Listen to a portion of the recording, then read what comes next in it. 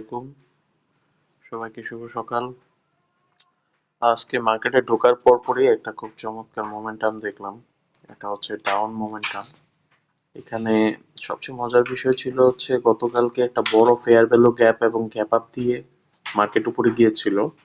তো আজকে মর্নিং সেশনের আর্লি টাইমেই হচ্ছে এই গ্যাপ আপটাকে মার্কেট রিকভার করতে আসে।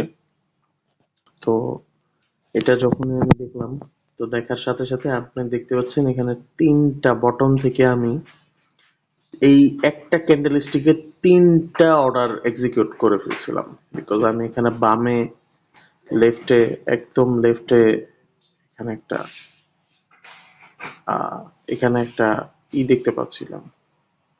এই জায়গাটার মধ্যে এই লোকেশনে একটা ব্রেকার দেখতে পাচ্ছিলাম, সেম লোকেশনে। আমি একটু টাইম ফ্রেম বাড়াই দিই, তাহলে বুঝতে ইজি হবে। এই যে ঠিক লেফটে এটার একটা ব্রেকার, বটম ব্রেকার, একটা সুইং সহ।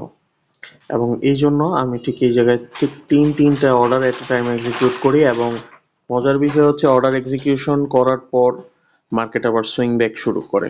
আমি জানি না আমার সাথেই কেন এমন হয়। আমি অর্ডারগুলা ঠিক ওই পজিশনগুলা পেলেই আমি আসলে এক্সিকিউট করি, যেখান থেকে মার্কেট আসলে মুভ ব্যাক করার অনেকগুলো কারণ থাকে।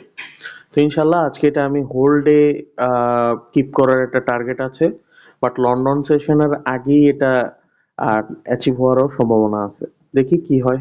Thank you so much for watching. আসসালামু আলাইকুম।